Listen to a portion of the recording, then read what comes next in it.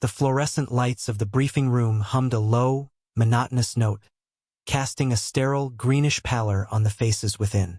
It was a sound Chief Petty Officer Anya Sharma associated with institutional inertia, a dull drone that seemed to drain the energy from the air itself. She stood against the back wall, arms crossed loosely, her posture relaxed but her gaze missing nothing. She was a ghost in this room of olive drab and digital camouflage. Her simple navy blue coveralls and the generic technical liaison patch on her arm rendering her functionally invisible to the hierarchy of Army command. Colonel Davies stood at the head of the room, a map of the Al-Qadir Pass glowing on the smartboard behind him. He was a man carved from confidence, his voice a booming instrument of command that tolerated no dissent. His jaw was set, his posture rigid, a living monument to the authority vested in his rank. Operation Sentinel's reach is a go for 0400 tomorrow, he announced, his fist tapping the table for emphasis. This new TalonNet system gives us an unprecedented C4 ISR umbrella. We'll have eyes on every goat path and wadi in the sector. Lieutenant Miller, walk us through the asset deployment. A young, eager lieutenant snapped to his feet, his movements sharp and rehearsed. Sir, 2 platoons from Bravo Company will establish overwatch on Ridges Alpha and Bravo. A 3rd platoon, callsign Wolverine, will move through the pass to confirm and clear suspected insurgent caches. TalonNet drones will provide continuous top cover, networked directly to our TOC and the platoon leader's tablets. Anya's eyes remained fixed on the schematic of the network architecture displayed on a secondary screen. It was a clean, elegant diagram of data flowing from drones to ground units, a perfect digital web. On paper, she had spent the last 3 weeks integrating the system, running diagnostics the manufacturer's reps had assured her were unnecessary. She'd found things, small things, intermittent packet loss when the system was under heavy load, a slight data lag when switching between drone feeds, and a cryptographic handshake protocol that felt flimsy, rushed. She'd filed 3 separate reports, each one flagged as low priority by a captain in the S6 shop who saw her as little more than a civilian contractor with an odd rank. Her concerns were footnotes in an avalanche of pre-operation paperwork. This system provides total situational awareness, gentlemen. Davies continued, his chest swelling. There will be no surprises. Master Sergeant Thorne, your men ready? Master Sergeant Thorne, the senior NCO for Bravo Company, stood from his seat near the front. He was a stark contrast to Davies' quiet, weathered, his economy of movement speaking to decades of practical experience. They're ready to move, sir. Just one question on the comms package, he glanced back, his eyes finding Anya for a fraction of a second. He was one of the few who had actually listened to her, who had asked intelligent questions about the system's limitations. The TalonNet relies on a single primary uplink node. If that goes down, Davies waved a dismissive hand, cutting him off. Redundancies are built in, Master Sergeant. The system is robust, state-of-the-art. He then turned his gaze toward the back wall, his eyes finally landing on Anya as if noticing a piece of furniture for the first time. The liaison is here. Ma'am, you have something to add? Anything your instruction manual didn't cover? The address was casual, the tone laced with condescension. It was the verbal equivalent of a pat on the head. Several of the junior officers smirked. Anya didn't react. She uncrossed her arms and took a step forward, her voice calm and even, devoid of the emotion churning beneath the surface. Colonel, my reports noted that under simulated stress, the network's primary node controller showed a latency of up to 700 milliseconds before successfully failing over to the secondary. In a dynamic engagement, that's enough time to lose a fire team. A hush fell over the room. It was one thing for a senior NCO to ask a procedural question. It was another for an outside technician, a woman from another service, to directly challenge the foundational premise of a major operation in front of the entire command staff. Colonel Davies's face hardened, a mask of pleasant authority cracking to reveal the brittle ego beneath. Chief, Sharma, is it? Your job is to install the equipment and ensure it powers on. My job is to win battles. The system was vetted at the highest levels. Are you suggesting the Pentagon's acquisition process is flawed? I'm suggesting my data shows a potential vulnerability in the field application. Sir, Anya replied, her tone unwavering. The failover lag, combined with the unencrypted data bursts during the handshake, could be exploited. It's a small window, but it's there. Davies took a step towards her, his voice dropping to a low, menacing growl. He was asserting dominance, using his physical presence and rank to crush the inconvenient data point she represented. Your data. For 3 weeks, you've been a ghost in my TOC, filing reports that read like technical complaints. You are a mechanic. You are here to turn a wrench. You are not an operator, you are not a strategist, and you are not in a position to question my command decisions. Is that understood? The air was thick with tension. Every eye was on her. This was the assault, a public, professional evisceration designed to make an example of her. She was being told to stay in her lane, to know her place. The impressionable Lieutenant Miller watched with wide eyes, his posture subtly mimicking the colonel's aggression. Master Sergeant Thorne's expression was unreadable, but his jaw was tight. Anya held the colonel's gaze. There was no fear in her eyes, only a deep, profound calm that seemed to unnerve him more than any outburst would have. Understood, Colonel, she said, her voice a quiet rock in the turbulent room. I will be in the comms center monitoring the system's integrity during the operation. She gave a slight, formal nod, then turned and walked out of the briefing room. Her footsteps were silent on the worn linoleum floor, but to the few who were truly listening, they echoed with the weight of a warning ignored. She didn't look back. She didn't need to. She knew the die was cast. The pressure was building, and the machine of war, greased with arrogance and faulty assumptions, was grinding forward into the darkness. The pre-dawn hours bled across the sky in shades of bruised purple and gray. In the Tactical Operations Center, the air was thick with the smell of stale coffee and nervous energy. Anya sat at a small, forgotten terminal in the corner of the comms section, a space usually reserved for visiting IT personnel. The primary screens at the front of the TOC were dominated by the TalonNet interface, a mosaic of crisp, high-definition video feeds from the drones circling high above the Al-Qadir Pass. Colonel Davies stood behind the main console, a mug in his hand, radiating satisfaction. Look at that clarity, he said to no one in particular. We can count the pebbles on that ridge. Total battlespace dominance. Lieutenant Miller, ever the echo, nodded enthusiastically. Wolverine platoon is entering the pass now, sir. All indicators green. Anya ignored them. Her own screen was not displaying the polished user interface. She had a command line window open, a stream of raw data scrolling past in green and white text. She was monitoring the network's heartbeat, packet transfer rates, latency, encryption handshakes. It was here, in the messy, unglamorous guts of the system, that the truth resided.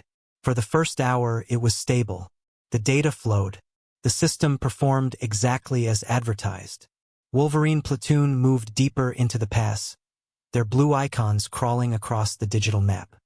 Master Sergeant Thorne's voice, filtered through the radio, was a calm presence in the low hum of the TOC. Sunray, this is Wolverine 6. We are at Checkpoint Bravo. All clear. Moving to Checkpoint Charlie. Solid copy, Wolverine 6. The radio operator replied. Anya watched her screen. A flicker. A single dropped packet. Then another. It was almost imperceptible, lost in the torrent of data. To anyone else, it would be meaningless noise. To her, it was a change in rhythm, a skipped beat in the heart of the machine. She typed a quick command, isolating the data stream from the primary uplink node. The latency was steady at 45 milliseconds. Good. But the encryption handshake count was climbing.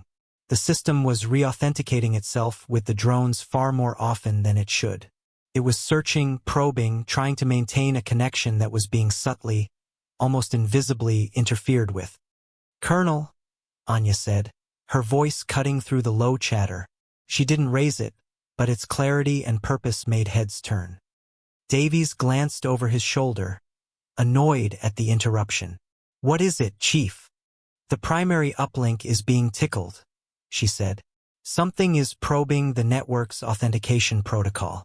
I recommend pulling Wolverine back to Checkpoint Bravo and holding them there until we can verify the integrity of the link. Miller scoffed audibly. Sir, the system status is green across the board. She's probably seeing a ghost in the machine. Davies's expression hardened.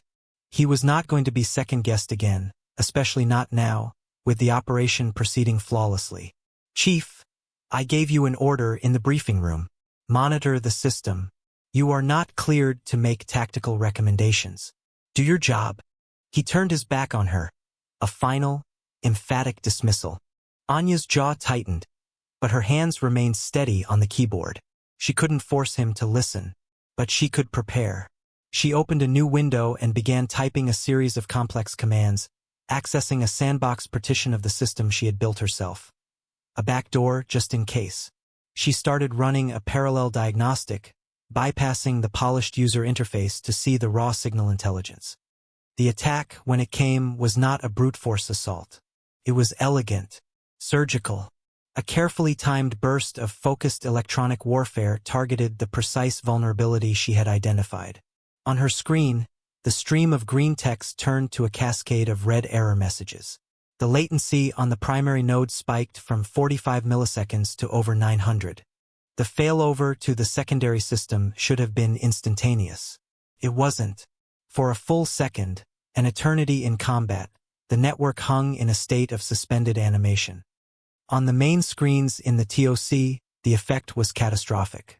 The crisp drone feeds dissolved into a blizzard of digital static. The blue icons representing Wolverine platoon vanished from the map. The room was plunged into a sudden, terrifying blindness. What the hell was that? Davies roared, spinning around. Get me eyes back. Now! The comms officer frantically worked his console. Sir, I've lost the link. All TelonNet assets are offline. Then the radio exploded with sound. It wasn't the calm, measured voice of Master Sergeant Thorne. It was a young soldier, his voice high and tight with panic. Contact! Contact! Ambush from the North Ridge. We're taking heavy fire. Wolverine 6 is down. I repeat, Wolverine 6 is down. Chaos erupted in the TOC. Officers shouted into phones, technicians scrambled over consoles, and the carefully constructed illusion of control shattered into a million pieces. Colonel Davies stood frozen for a moment, his face ashen, the confident commander replaced by a man staring into an abyss of his own making. Where is the fire coming from? He yelled. Get me a location. Get me air support. We have no grid, sir, a corporal shouted back. The platoon's GPS trackers were networked through TelonNet.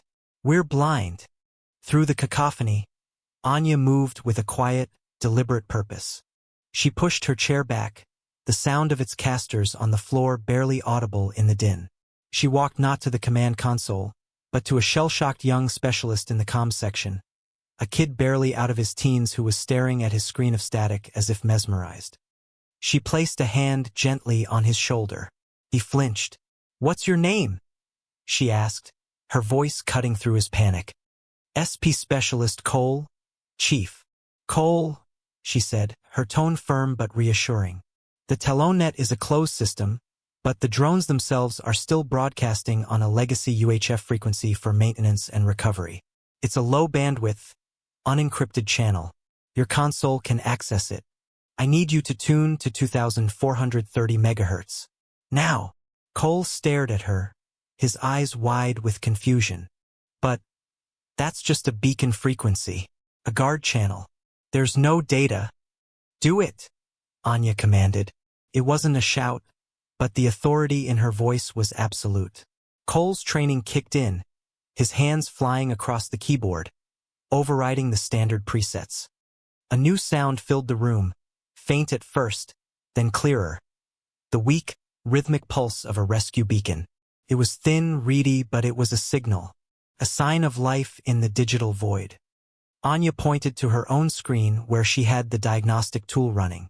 I'm pulling the raw signal data. The beacon is coming from one of the drones, but it's fluctuating. The enemy is trying to jam it. Cole, I need you to isolate the signal's origin point. Use the base's SIGINT array. Triangulate it. Ignore everything else. She was no longer a liaison. She was a node of calm in a storm of chaos. She wasn't giving suggestions. She was issuing orders. And people were listening. The panicked energy in the room began to focus around her small corner of the comms section. Colonel Davies watched, dumbfounded, as this quiet technician bypassed his entire chain of command. He started to protest, to reassert his authority, but the words died in his throat. He had no answers. His multi-million-dollar system was a brick, his men were dying, and he was lost. She was not. I've got a rough triangulation, Cole said, his voice gaining confidence. The signal is originating from a drone approximately 2 clicks east of Wolverine's last known position. It's holding a stationary orbit. They didn't shoot it down, Anya murmured, more to herself than anyone else. They hijacked it. They're using our own asset to watch us. She turned to the stunned radio operator. Get on the net. All companies. I need a QRF, quick reaction force. Ready to move in 5 minutes. But they are not to leave the wire until I say so. The operator looked at Colonel Davies, who simply gave a numb, almost imperceptible nod. He had ceded control. The authority he had wielded so arrogantly had evaporated, replaced by the raw, undeniable competence of the woman he had dismissed. They're hurting them, Anya said, her eyes scanning the topographical map she'd pulled up on her screen. The ambush came from the north. That drives them south, deeper into the pass. There's a natural choke point here, she pointed, her finger tracing a narrow gorge. It's a perfect kill box. The hijacked drone is their eye in the sky, watching for any rescue attempt from the main road. They're not just trying to wipe out the platoon. They're trying to draw in the QRF and annihilate them too. The room was silent now, save for the frantic clicking of keyboards and the faint pulse of the beacon. The shouting had stopped. Everyone was watching Anya. Her voice was the only one that mattered. Cole, can you get me the drone's maintenance telemetry from that beacon signal? I need its fuel state and altitude. Working on it, Chief. A few seconds later, he had it. Fuel at 68%. Altitude is 5,000 feet AGL. Okay, Anya's mind was working, processing variables, running probabilities. She was seeing the battlefield not as a map, but as a complex, three-dimensional problem of time, distance, and angles. They'll let the platoon get deep into the gorge, then collapse on them from both sides. The hijacked drone prevents our air support from getting close without being seen. So we can't send the QRF, Lieutenant Miller said, his earlier arrogance replaced by a dawning horror. Not by road, Anya corrected him. She looked at Master Sergeant Thorne, who had quietly moved to stand near her station. He hadn't said a word, but his presence was a vote of confidence. Master Sergeant, who's the best shot you have on this base? Thorne didn't hesitate. Sergeant First Class Diaz. He's my lead sniper section leader. Won the all-army competition last year. Get him, Anya said, and get me a pilot for one of the Little Bird helicopters. The maintenance pilot, if you have one. Someone who knows the machine's limits, not just the checklist. Thorne nodded and keyed his radio, his voice a low growl of commands. Within minutes, a wiry, focused SFC Diaz and a young warrant officer with grease under his fingernails were standing before her. Anya didn't waste time with pleasantries. She pointed to the map. The enemy has a spotter, likely on this peak here, overlooking the gorge. He's probably the one directing the hijacked drone and coordinating the ambush. We can't see him and he can see everything. We need to take him out. Silently. Diaz looked at the map. That's over 4 clicks from the nearest viable insertion point, Chief. And the terrain is a nightmare. It's too far for a clean shot, especially if he's dug in. You won't be shooting from 4 clicks, Anya said. She turned to the pilot. What's the service ceiling on your MH6? Officially, 18,000 feet, ma'am. The pilot answered, his eyes uncertain. But we never fly it that high. We are today, Anya said, Her gaze shifted back to Diaz. We're going to fly a high-altitude, low-opening insertion. You'll jump from 12,000 feet, 2 clicks upwind of that position.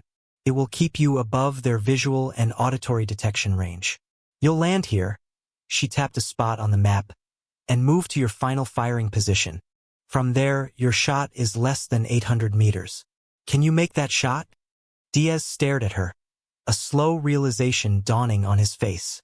This wasn't some IT tech. The terminology, the tactical concept, it was flawless, audacious, and incredibly dangerous. It was the kind of plan that came from years of operating in the shadows. With the right rifle and the right spotter. Onyonoidid. You'll have both, she looked at Master Sergeant Thorne. Master Sergeant, I need you to prep the QRF. They will move on foot using this covered wadi system. It's a longer route, but it keeps them out of sight of the hijack drone. They will not, under any circumstances, break radio silence or engage until they get a signal from me. The signal will be a single click on their command frequency. Thorne just nodded, his eyes filled with a dawning respect. He turned and began issuing orders to his men, his voice resonating with a newfound purpose. The chaos in the TOC had been replaced by a deadly, focused calm. Anya turned back to the young pilot. I'm flying with you.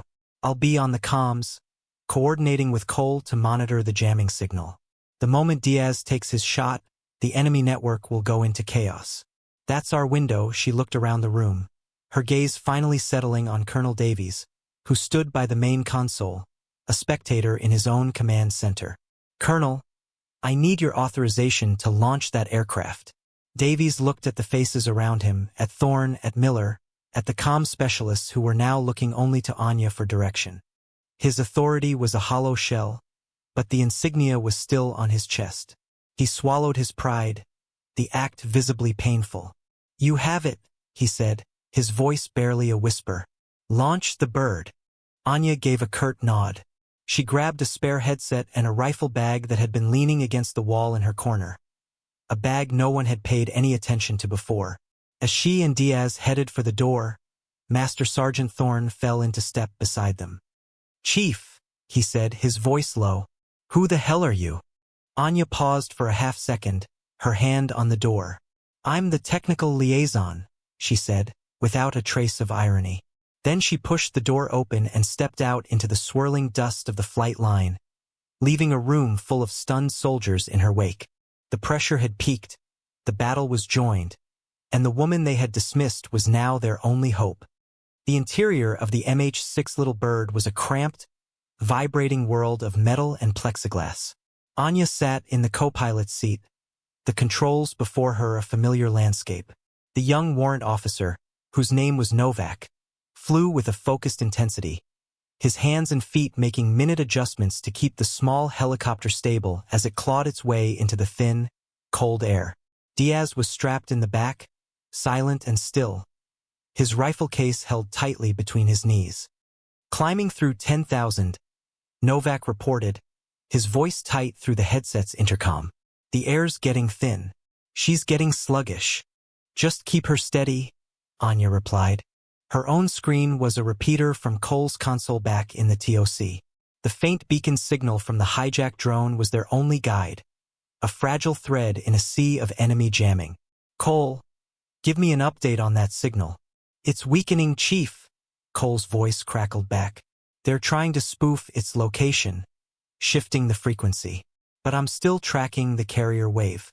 The drone is holding its position. No change. Copy that. Keep me updated. She switched to the command channel. Thorne, status on the QRF. Moving through the Wadi, Hydra 6, Thorne's voice replied. The use of a generic callsign was standard, but coming from Thorne, it felt like a gesture of respect. ETA to holding position is 20 minutes. We are undetected. Good. Maintain radio silence until my mark. They reached 12,000 feet, the helicopter's engine straining in the oxygen-starved atmosphere. Below, the rugged landscape was a muted tapestry of brown and ochre, the Al-Qadir Pass a dark scar running through it. Jump altitude, Anya said. Novak, hold her here. She turned in her seat to look at Diaz. The sniper met her gaze, his eyes clear and focused. He gave a sharp nod. He unstrapped himself, opened the small side door, and without a moment's hesitation, stepped out into the void. Anya watched his small figure plummet for a few seconds before he disappeared from view. There was no parachute yet. He would fall for thousands of feet before opening his chute low to the ground, a dark shape against the dark earth, hopefully unseen. "Now we wait," Anya said. The next 15 minutes were the longest of Novak's life. He fought to keep the helicopter in a stable hover, while Anya sat perfectly still, her eyes glued to her screen, listening to the faint whisper of data from the ground. In the TOC, the tension was unbearable. Colonel Davies stood like a statue, watching the blank screens, the silence a testament to his failure. All he could do was listen to the intermittent updates from the strange woman who was now running his war. Finally, a new voice came over the secure channel, low and raspy. "Hydra 6, this is Hunter 2. I am in position. I have eyes on." It was Diaz.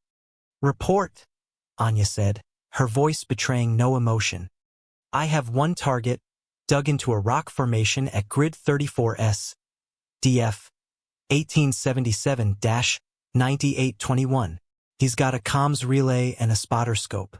He's the 1-inch. Can you take the shot?" There was a pause. Anya could hear the sound of Diaz's breathing, slow and controlled. "It's a high-angle shot. Wind is gusting from the west at about 5 knots. Affirmative. I can take the shot." Anya switched frequencies. "Thorn, stand by." On my mark, she switched back. "Hunter 2, you are weapons free. Send it." Another moment of silence. In the TOC, everyone held their breath.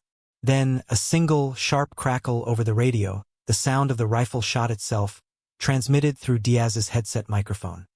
It was followed almost immediately by another voice.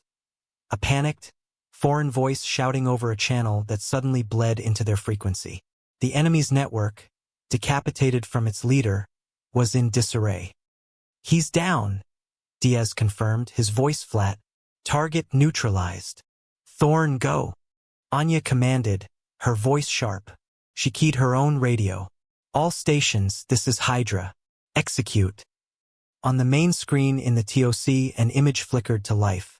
It was a chaotic, ground-level view from a soldier's helmet cam. The QRF was moving, charging out of the wadi.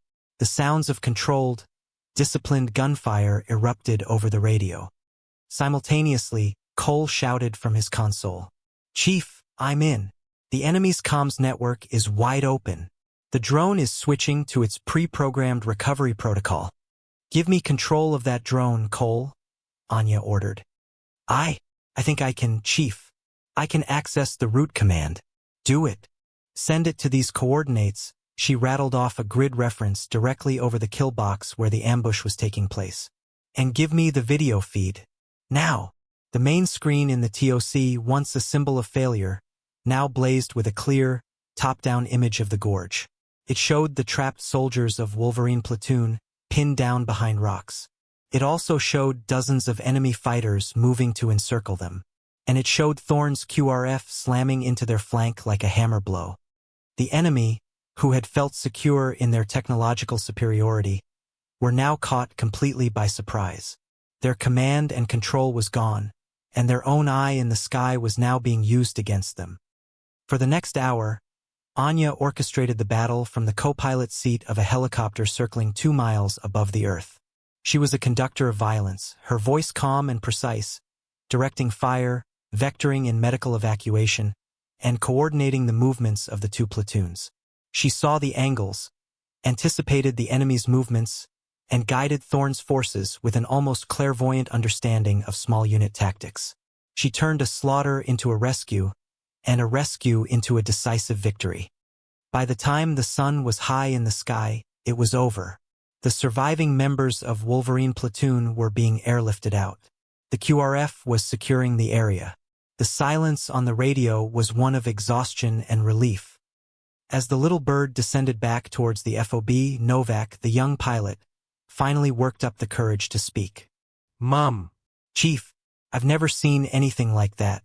Who taught you to do that? Anya looked out the window at the approaching base. Some people along the way, she said softly. Back in the TOC, the atmosphere was subdued. The relief of the successful rescue was tempered by the stark reality of the earlier failure. The cost had been high. Master Sergeant Thorne was wounded, and 3 soldiers from Wolverine platoon were dead. Colonel Davies stood by his console, his face a mask of conflicting emotions. He watched as Anya entered, her coveralls dusty, her face etched with fatigue. She walked back to her forgotten corner, set down the rifle bag, and sat at her terminal. She began typing, bringing up a blank template. It was an after-action report. The quiet hum of the servers was the only sound. Then, a phone on the secure wall console buzzed. It was the direct line to CENTCOM, a call that rarely came. The duty officer answered it, listened for a moment, and then held the receiver out, his face pale. "Colonel Davies," he stammered. It's for her." Davies frowned and took the phone. "This is Colonel Davies," he listened, his posture straightening. His eyes widened. "Yes, General. I understand. Yes, sir. She is right here." He walked over to Anya's station, the entire TOC watching him. He held out the phone to her. "It's for you," he said, his voice barely audible. "It's General Kane. From SOCOM." Anya took the receiver without looking at him. "This is Sharma," she said. She listened for a moment, her expression unreadable. "Yes, sir. The situation is under control." "No, sir, the asset is secure." "Yes, I concur. The vulnerability in the Talonnet system is critical. It needs to be pulled from the field immediately." She paused again. "Understood, sir. Hydra out." She handed the phone back to a stunned Davies. Hydra. A call sign. Not just any call sign. But it was Master Sergeant Thorne who provided the final, irrefutable piece of the puzzle. He had been patched up at the aid station and had come directly to the TOC, his arm in a sling. He'd spent the last 30 minutes with the S1 clerk, the one with the highest security clearance on the base. He walked up to Davies and handed him a single sheet of paper printed from the secure inter-service database. Davies took it, his hands trembling slightly. It was a personnel file summary. Sharma. Anya. CPO USN. SSN. XXXXXXXX. Current assignment. Technical liaison. TG Blue. The rest of the file was a sea of black redaction blocks. But at the very top, next to her name, was a single gleaming symbol. The gold trident of the United States Navy SEALs. And below that, a unit designation that made the blood run cold in every operator's veins. Naval Special Warfare Development Group. DevGru. SEAL Team 6. The paper slipped from Davies's fingers. He looked at Anya, who was still typing her report as if nothing had happened. The woman he had called a mechanic, the ghost he had publicly humiliated, was a Tier 1 operator, a chief from the most elite and secretive unit in the U.S. military.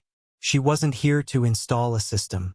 She was here to evaluate it, to test it in the real world, and her presence was a secret kept at the highest levels. His arrogance hadn't just been insulting. It had been an act of catastrophic ignorance that had compromised her mission and gotten his own men killed. Lieutenant Miller looked like he had seen a ghost. His face drained of all color. He stared at Anya, replaying the briefing in his mind, her quiet warnings, his own dismissive scoff. He felt a wave of shame so profound it was physically sickening. The room remained silent. The quiet clicking of Anya's keyboard was the only sound. She was documenting the failure, her failure and theirs, with the same methodical calm she had displayed in the heart of the crisis. Her report would be precise, factual, and damning. It would speak of ignored warnings, of command hubris, and of the 3 soldiers who had paid the price for it. Finally, Davies moved. He walked slowly, deliberately, to stand before her terminal. She did not stop typing. She did not look up. "Chief," he began, his voice raspy, stripped of all its former power. "Chief Sharma." She finished her sentence. Then her finger left the keyboard. She looked up at him, her eyes dark and steady. They held no triumph, no anger. No "I told you so." They held only the quiet, weary weight of responsibility. "There are no words," Davies said, his voice cracking. "No apology that can cover what my arrogance cost today. I was wrong. I am sorry." Anya held his gaze for a long moment. The fluorescent lights hummed their endless, indifferent note. She gave a single, slow nod. It was not forgiveness. It was not absolution. It was simply an acknowledgement, an acceptance of a fact. He stood there for another moment, waiting for something more, but nothing came. Defeated, he turned and walked away, his career in ruins, the respect of his men shattered. Anya watched him go, then her eyes returned to the screen. She pulled the rifle bag closer with her foot. It was an older model M110, perfectly maintained, the tool of a trade she had hoped not to practice on this assignment. Her primary role here had been observation, analysis, but when leadership failed, the operator inside had taken over. She finished her report, detailing the network vulnerability, the tactical failures, and the operational outcomes. She encrypted the file and sent it directly to the secure server at Sockham, bypassing the base's entire chain of command. Her mission here was over. A transport would be coming for her before dawn. The TOC began to empty out, the soldiers and officers shuffling away, leaving her in the quiet glow of the monitors. Master Sergeant Thorne was the last to leave. He paused at the door and looked back at her. He didn't say anything. He simply raised his good hand and rendered a slow, formal salute. It was a gesture of profound respect, from one quiet professional to another. Anya met his gaze and gave a slight nod in return. When she was finally alone, she leaned back in her chair, the tension of the day finally settling into her bones. The screens before her were all green now, displaying stable systems and orderly reports. A quiet, sterile peace. She reached down, unzipped the rifle bag, and pulled out a cleaning kit. Under the harsh, humming lights of the command center, surrounded by the ghosts of the battle she had controlled, Chief Petty Officer Anya Sharma began to methodically, silently, clean her rifle.